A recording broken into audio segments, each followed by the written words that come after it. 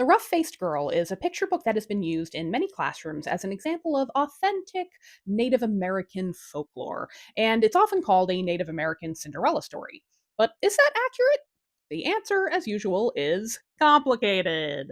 I'm Liz, and this is Oops, All Cinderellas, a series where I break down the folklore versions of the Cinderella fairy tale.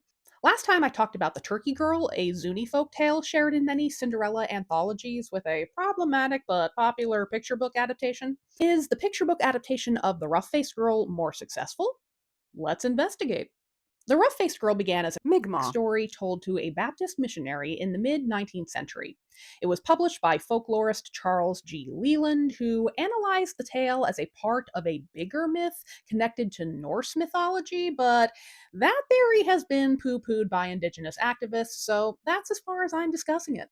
Author Rafe Martin then interpreted that version of the folktale into a romantic Cinderella story for his picture book of the same name. As is the case in my Turkey Girl video, the information I am sharing today is thanks to the work done by Indigenous critics and writers. Anishinaabe activist Paula Geis wrote a detailed critique of Martin's Rough-Faced Girl, as well as a thorough reflection on the folktale it was based on. Additionally, playwright and author Marcie R. Rendon, an enrolled member of the White Earth Nation, was kind enough to send me the play that she wrote inspired by the story, also titled Rough-Faced Girl. Here's a summary of the original storyteller's tale. In a large lakeside Indian village lived a being called the Invisible One. The only person who could see this man was his sister, the caretaker of his home. Many local girls showed up hoping to marry the mysterious Invisible One, but he could only marry the one who could truly see him.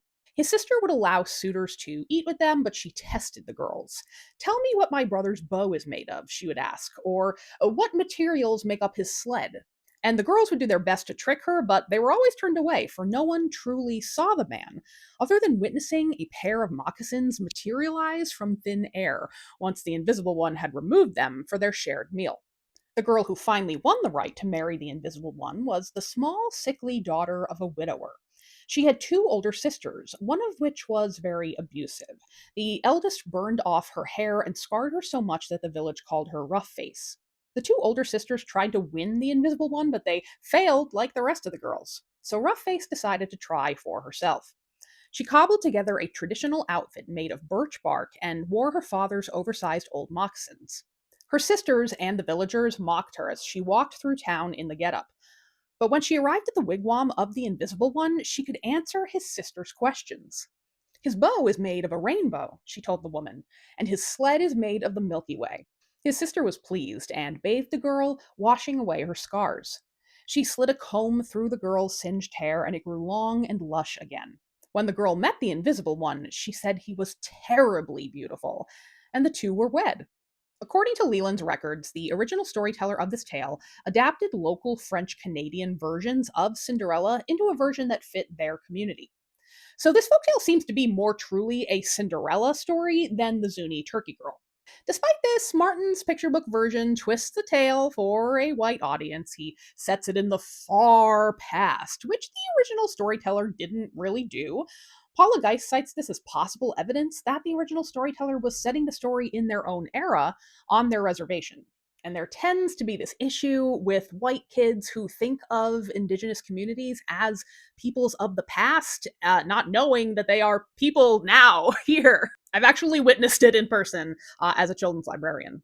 The picture book heightens the romance of the relationship between Rough Face and the Invisible One, as well as the Cinderella character's innate goodness, rather than highlighting the survival and tenacity of the original title character, and the awe and fear that the Invisible One shows even to the one girl who can see him. Geis noted that the rainbow and the Milky Way were both symbolic of death in Mi'kmaq. culture, and that kind of makes Rough Face's fate more ambiguous. The picture book softens other dark aspects, making Rough Face's father a loving character rather than a neglectful one, and leaning into a fairy godmother-ish interpretation of the Invisible One's sister. This softening of old Cinderella tales for children is not unique to Rough Face. We softened the Grim one, we softened lots of other dark Cinderellas. But when non-native writers opt to do this with indigenous folktales, it can glaze over the cultural context of the story. Geis wrote a compelling argument that the rough faced girl is an allegory for the effects of colonialism on modern res life. Well, modern res life when the storyteller lived, in which its main character leaves the generational trauma of the res behind to connect with the old ways and the spiritualism of her Micmac ancestors. While we definitely want to showcase Indigenous stories that contain joy for Indigenous people, folktales require us to contextualize stories such as this, which may reflect the cruel past and present forced on our native neighbors. Issues that too many white audiences would just like to forget. Playwright and author Marcie R. Rendon interpreted Rough Face through her own lens for her play Rough Face Girl, which was written in 2000. You may recognize her name from the short fiction collection Never Whistle at Night, which was very popular on TikTok for a while. Her version of Rough Face Girl is a play with music. It keeps the romanticism brought to the tale while also finding ways to accentuate the trauma of the abusive characters. In her version, the girl's father has died, and grief has caused the older sisters to pull away from their responsibilities, leaning on their youngest sister to take care of them and taking their pain out on her. In this version, Rough Face not only finds a happy ending, but convinces the Invisible One to help her sisters rediscover their own senses of kindness and community.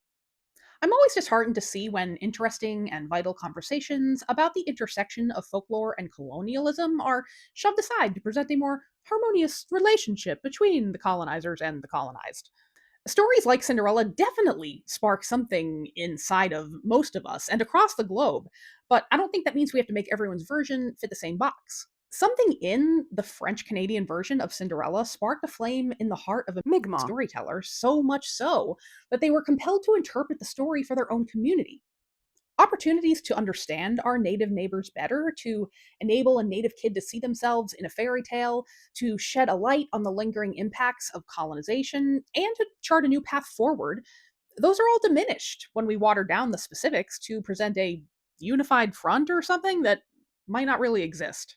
I hope you enjoyed these Cinderella videos, and if you love them, especially if you love unconventional versions of it, check out my playlist for past videos in this series. I don't know how many more I'm going to do with this weird little return to it, but I don't know, it's the vibe I'm on right now. So thanks for watching, and maybe I'll see you for more.